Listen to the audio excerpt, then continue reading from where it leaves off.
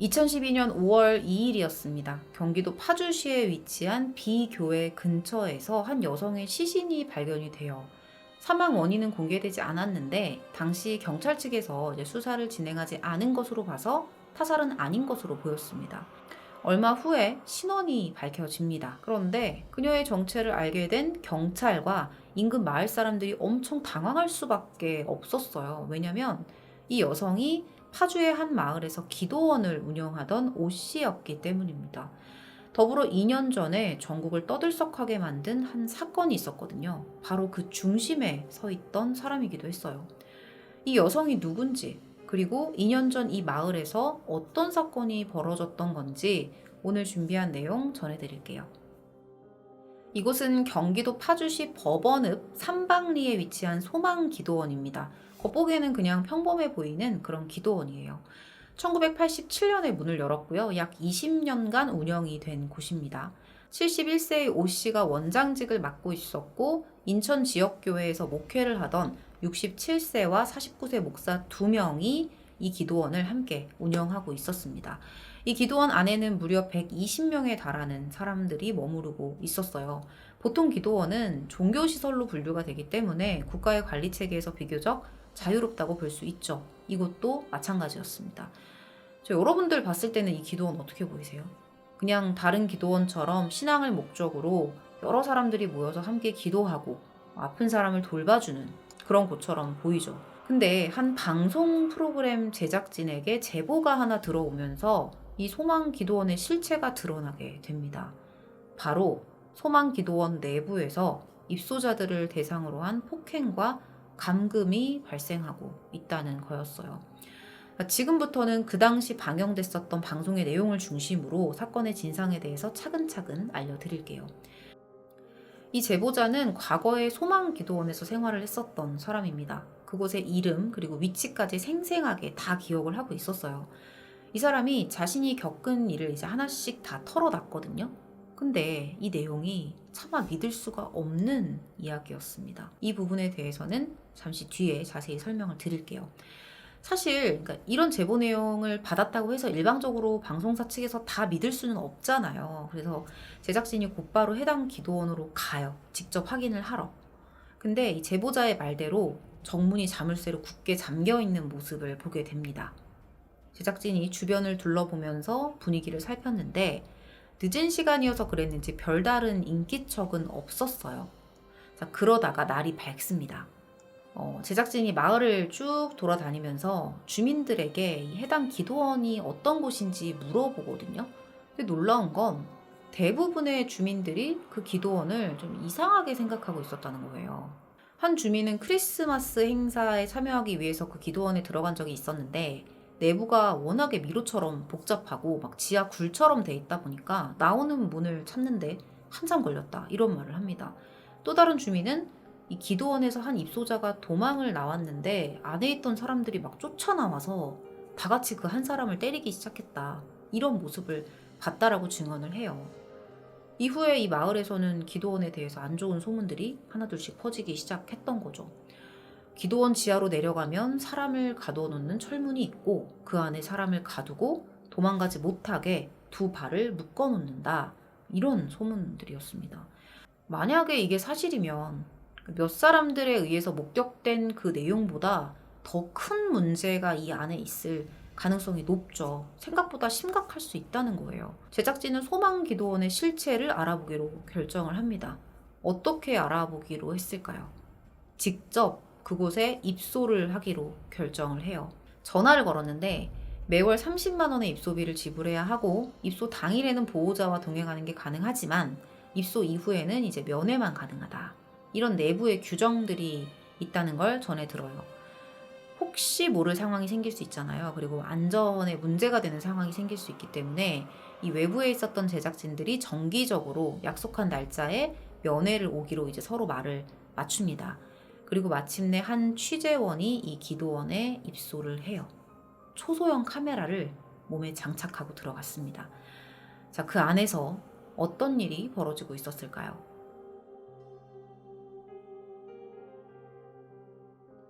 2010년 7월 6일이 취재진이 입소한 첫날이었습니다. 당시에 잠입한 이 취재원을 담당하는 기도원의 관계자가 한 명 있었다고 해요. 그가 가장 먼저 이 취재원을 데리고 갔던 곳이 어디였냐면 강당에 있었던 예배당이었어요. 이미 거기에는 굉장히 많은 사람들이 모여서 이 목사라는 사람의 설교를 듣고 있었습니다.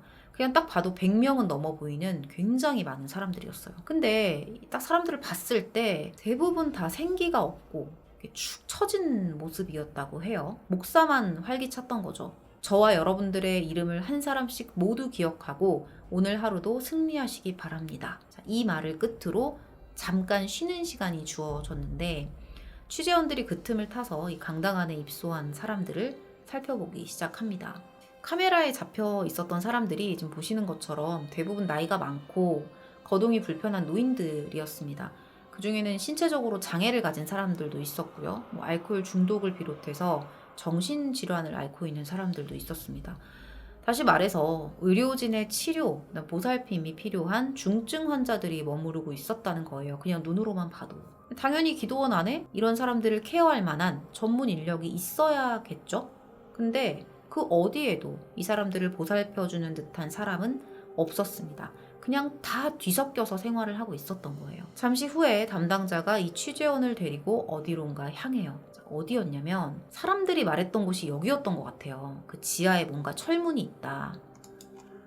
기도실이라는 팻말이 붙어있는 방이었습니다. 보시는 것처럼 좁은 복도를 이제 중심으로 같은 방들이 쭉 나열이 돼 있어요. 교도소 독방처럼 생겼죠. 근데 이때 아주 놀라운 일이 일어납니다. 취재원이 기도실 안으로 들어가니까 갑자기 밖에서 문을 잠그는 거예요. 불까지 꺼버립니다. 너무 당황스러울 거 아니에요. 그래서 벽을 더듬거리면서 스위치를 찾았거든요. 근데 그 스위치도 작동을 하지 않는 상태였어요. 스스로 뭔가를 조절할 수 있는 상태가 아닌 거예요. 그냥 불이 꺼진 거죠.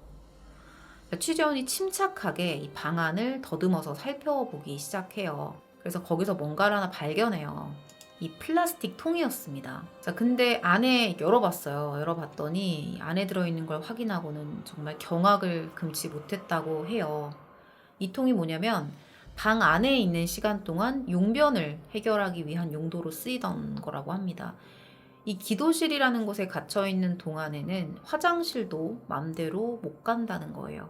인권이 철저하게 짓밟히는 상황이었죠. 이 독방 안에서 밖을 볼 수 있는 통로는 이 아래쪽에 있는 사진처럼 아크릴 구멍이 유일했습니다. 취재진은 이 감옥 같은 곳에서 입소 첫날 밤을 보냈고요. 시간이 조금 흐른 뒤에 전날 취재원을 가두었던 담당자가 다시 찾아와서 문을 엽니다. 그리고 또다시 예배당으로 데려가요. 처음에 갔던 그 예배당으로 다시 갑니다. 그날은 되게 분주했다고 해요. 몇몇 입소자들이 여기서 강당에서 잠을 잤던 건지 침구를 다 정리를 하고 있었습니다. 근데 이제 이부자리를 들추고 뭐 이렇게 하는 작업들이 있었을 거 아니에요. 근데 그 이부자리 밑으로 바닥과 베개에 곰팡이가 진짜 말도 못하게 많았대요. 근데 더 놀라웠던 건 시계를 봤는데 새벽 3시인 거예요. 몸도 안 좋은 사람들을 몇 시간 재우지도 않고 또 깨운 거죠. 곧이어 강당 안의 스피커에서는 찬송가가 흘러나왔고요. 모두가 예배를 보기 시작합니다. 이 취재원이 목격한 내용들에 따르면 이 기도원에서는 하루에 최소 9시간 이상, 그러니까 새벽부터 밤까지 9번의 예배를 진행을 했대요. 그것도 강제로요. 물론 신앙이나 교리에 따라서 예배를 자주 드릴 수도 있어요, 교회들이. 근데 앞서 말했듯이 이 기도원 안에 있는 사람들은 대부분 안정과 치료를 요하는 환자들이었거든요. 이 사람들한테 9시간의 예배는 극한 일정일 수 있다는 거예요. 근데 잠시 후에 이 취재원 앞으로 원장 오 씨가 지나가요. 취재원이 그 사람한테 가서 독방에서 지내고 싶지가 않다. 너무 힘들다. 이렇게 말을 했거든요. 그랬더니 창가방 잡아준 것만으로도 감사해라. 이러면서 막 오히려 소리를 쳤다고 합니다. 자, 여러분 그때 더 놀라운 건 이제부터 시작입니다. 이곳에서의 생활이 진짜 상상 그 이상으로 더 끔찍했어요.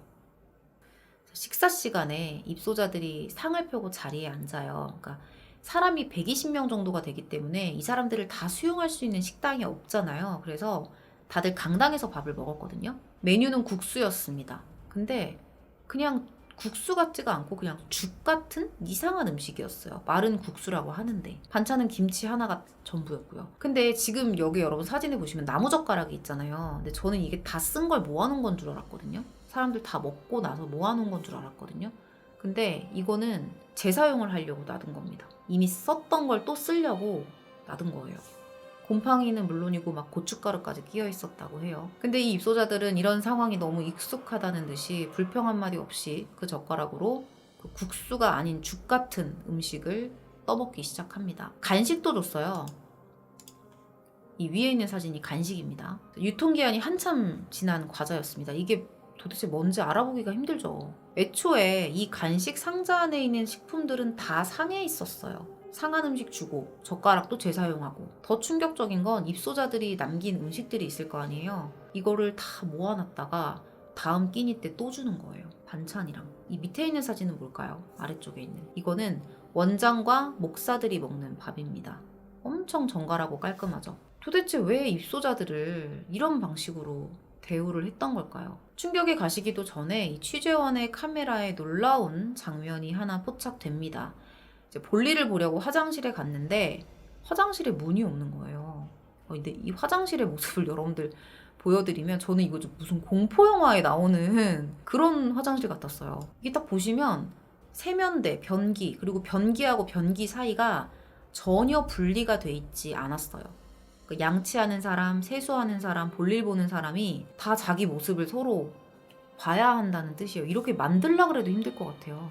100여 명의 사람들한테 매월 30만 원의 입소비를 받았는데 화장실에 문도 못 닫는 상황이었다는 거예요. 그리고 휴지를 써야 되는데 휴지를 사용하려면 이 강당 입구에 있는 담당자한테 가서 직접 받아와야 돼요. 제가 영상을 봤는데 한 사람이 5칸씩 휴지를 잘라가지고 나눠주는 거예요, 사람들한테. 양이 딱 5칸 제한. 이거 가지고 그냥 하루 동안 계속 아껴서 써야 되는 거예요. 5칸으로 뭐를 하겠어요. 자, 이번에는 취재원이 쉬는 시간을 틈타서 몰래 주방으로 들어가요. 그 안에서 일을 하고 있는 사람들이 전문 인력들이 아니에요. 그냥 입소자들이 다 일을 하고 있는 거예요. 손댔던 음식을 다음 식사 시간에 다시 먹으려고 재활용을 해야 되는 사람들도 입소자입니다. 자기들이 먹을 음식을 남들이 먹었던 걸로 다 그걸 자기들 손으로 직접 다 해야 되는 거예요. 취재원이 그래서 이제 설거지를 하고 있었던 한 중년의 남성 입소자에게 다가가서 몇 가지 질문을 해요. 혹시 기도원에서 일하시는 분이세요? 그랬더니 네.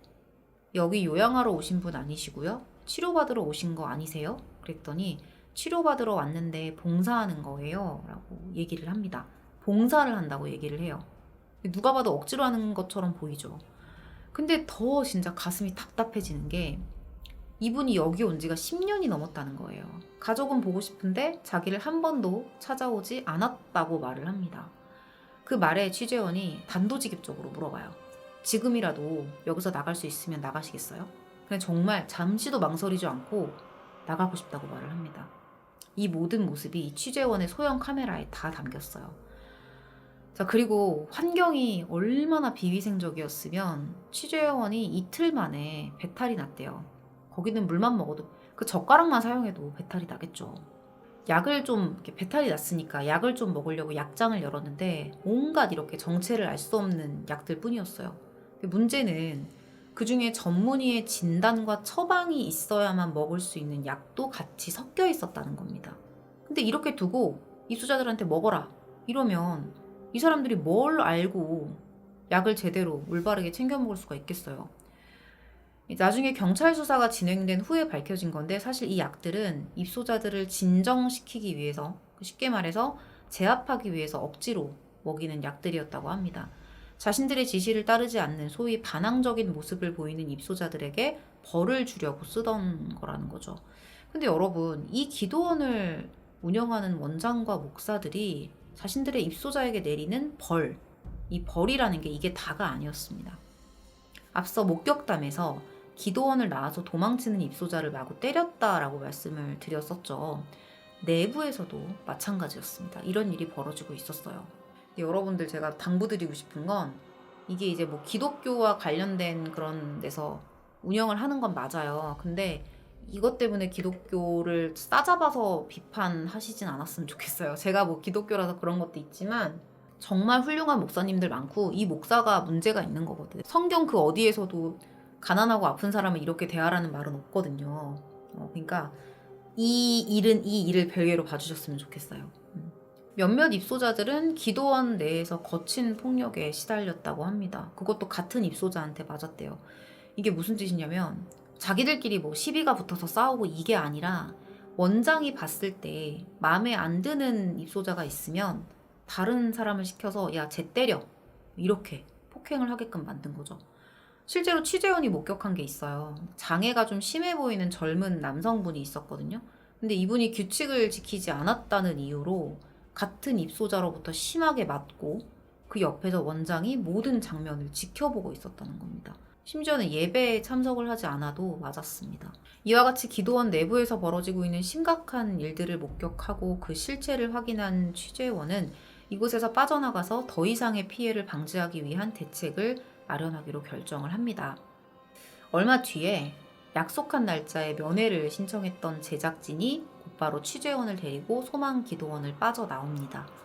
그리고 취재원의 증언과 촬영된 영상을 통해서 이 기도원을 가장한 이곳이 사실 사회와 가족으로부터 보호받지 못하는 약자들을 감금하는 곳이라는 것을 두 눈으로 확인을 해요.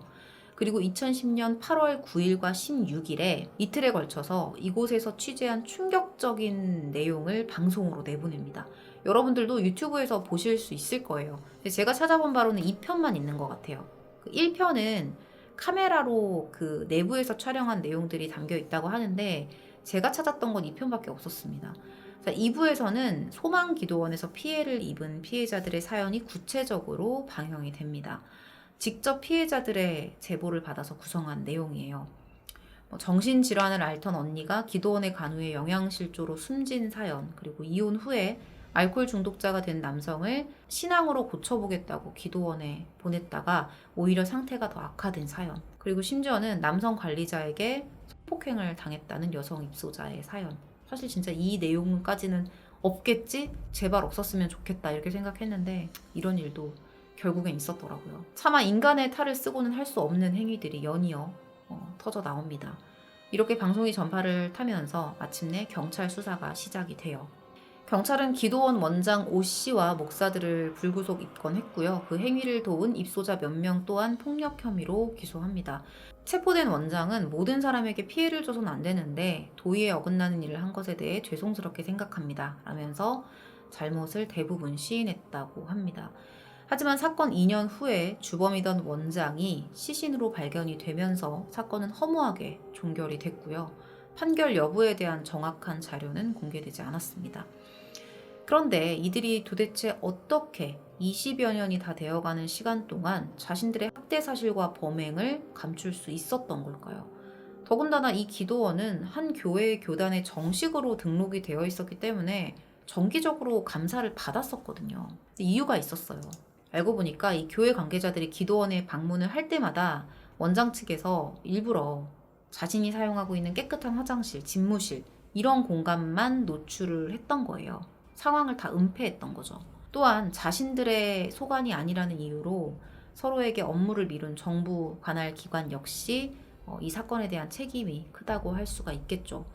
종교시설로 분리되는 이 기도원을 관리할 만한 뚜렷한 법적 제도가 당시에는 아주 미비했습니다. 전국에 방송을 탄 사건이니만큼 경찰은 이 소망기도원에서 벌어진 추가 범죄에 대한 수사를 진행했고요. 모든 입소자들의 보호자에게 연락을 취해서 전원 귀가 조치했다고 합니다. 잠입 수사를 마치고 소망기도원을 찾아온 제작진에게 원장이 이렇게 말했다고 해요. 여기가 교회예요. 여기가 교회고 기도원이에요. 폭행 같은 건 없어. 그런 거 당했다는 사람 데려와. 저는 영화 쇼생크 탈출이 생각이 났어요. 이 영화 다들 보셨겠죠? 워낙 유명한 영화니까. 입소자들이 그곳에서 빠져나온 건 너무 다행인데 사실 걱정스러운 거는 이분들이 이곳에서 정말 건강도 정신도 다 망가졌을 거 아니에요. 그냥 단순히 망가졌다라는 단어로 표현하기에는 너무 좀 성의 없는 것 같고 그 안으로 파고들면 진짜 온전한 게 하나도 없을 거란 말이죠. 가족들에게 버림받았다라는 비참함도 있었을 거고요. 실제로 인간 고려장이라고 표현을 하기도 했었거든요. 근데 그런 온전치 못한 상태로 다시 세상 밖으로 나와서 살아간다는 게 이분들에게는 새로운 고통의 시작은 아니었을까 하는 생각을 해봤습니다. 여러분들은 사건 내용을 어떻게 보셨는지 궁금합니다. 댓글을 통해서 자유롭게 의견을 남겨주세요. 오늘 준비한 사건 파일 리뷰 컨텐츠는 파주 소망기도원 사건이었습니다. 시청해주셔서 감사합니다.